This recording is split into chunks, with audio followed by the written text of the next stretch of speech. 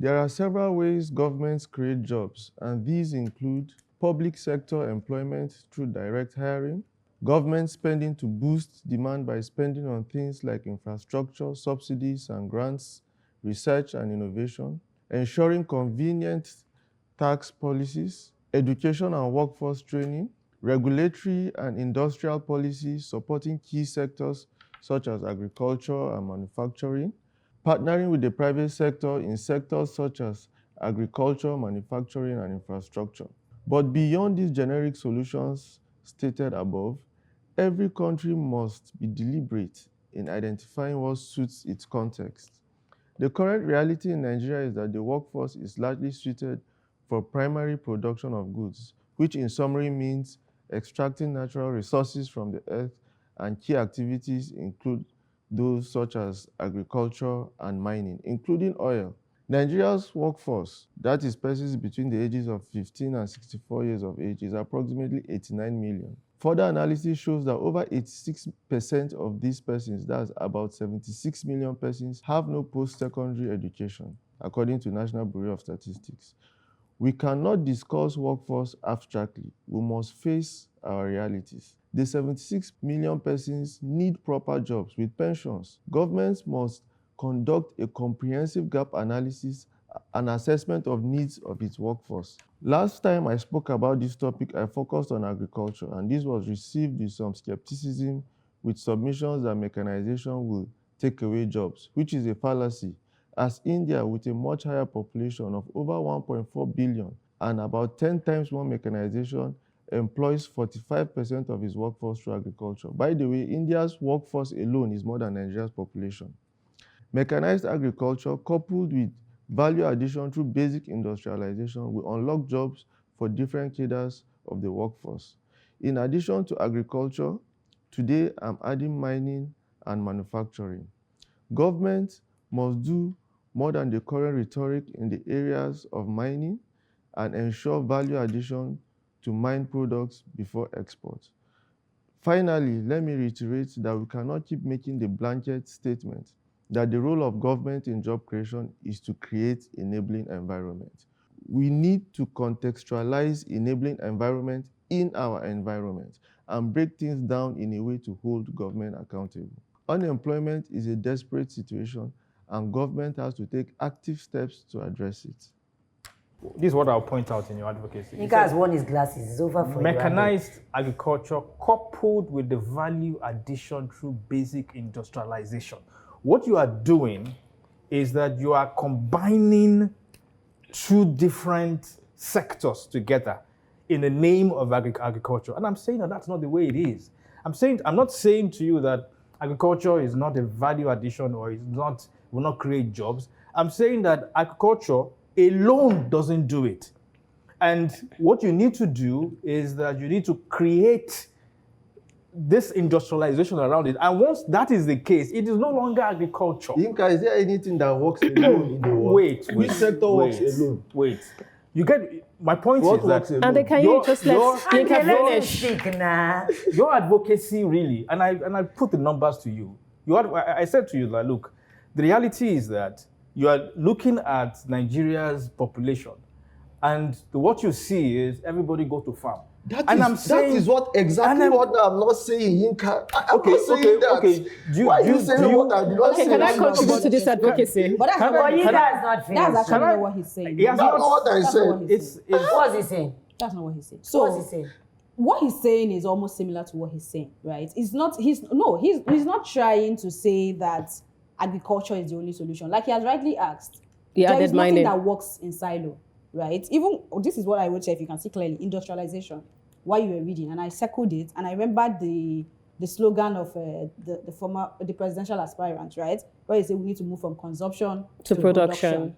There needs to be, agriculture in itself is a huge thing, but there is a chain that connects it to everything, from production of whatever you want to think of, which is why he has brought mining and maybe pretty much a lot of the natural resources that we have, right? But I think the goal of this advocacy is that jobs need to be created. Definitely. And the only way jobs can be created is industrialization. And industrialization has to be something has to funnel it. Yes. And to a large extent, agriculture is one of the natural resources that we have. That's not with what. That's, every other thing. So that's what I'm So, getting. That's not the advocacy. Elsie, you don't have That's not the context from advocacy last back week. to back. No, From no. what I heard today. That's Yes. my My first advocacy said what There is he a has done background. today, what he has done today is that he has gone to polish what he did last week to make it appear like, oh, I'm talking about industrialization. Industrialization is not what he was talking about. Yinka, What he And was that's the- talking and about that's is the- job creation Exactly. and Yeah, government so taking let's get responsibility for job creation. let me say categorically that last time I talked about agro-industrial complexes several times. How you Okay, miss so it? this I is don't not know. last week.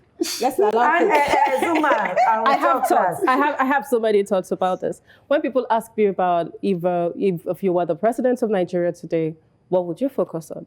It's always agriculture and education. Agriculture, people need to eat. Education, without education, you can't go very far. You cannot industrialize. You cannot do anything without education. And it's even do quite agriculture. sad. Abi? That's it. You know, and it's quite sad we have 76 million people who have no lot. post-secondary education. So what this means is at best, it can only be blue-collar workers. And then when we talk about youth unemployment, these are the issues. Government cannot create all the jobs. Like I said, we still go back to enabling environment. And this when we girl, I love talk you. about unemployment, but we also need to look at unemployability. There is a huge gap, even in the blue-collar sector. We keep saying we have 76 million people who don't have secondary education. That means they are blue-collar workers or entrepreneurs or petty traders. But we still import artisans from neighboring countries. It's sad. So what we need to focus on, what we just need to focus on is to do more in the areas of bridging the skill gap. And that is the only way. So it's not even about mining, because even the coal miners, they are Chinese. We bring in Chinese to do mining in Nigeria. The only bits Nigerians do are like the daily, day-to-day, the physical work of hauling rocks and all of that. So what we need to address is education. And education is not just tertiary education or secondary education. It has to be skill-based. I'm not usually on the side of government, but I believe that when they create an enabling environment, that is at least that's a foundation. Then people can go. Nigerians are not lazy. We're very, very hardworking. And we're already government unto ourselves, providing everything. So create the enabling environment, create security. The farms that you are saying they should farm, nobody is there because they're not allowing them to farm in peace. You know, there's just so much that government can do apart from you advocating that they create jobs or give jobs. That environment, that foundation has to be there first. Then we can talk about a lot more of all the other things that you and Nika, you know. Let me clear something. Okay. I agree with him that agriculture is important. I agree with him that mechanized agriculture is important. In fact, I was the one that talked about mechanized agriculture last week to say that, look, the projected trajectory is mechanization. That's what everybody's doing. Nobody's carrying bow and hoe and cutlass, whatever.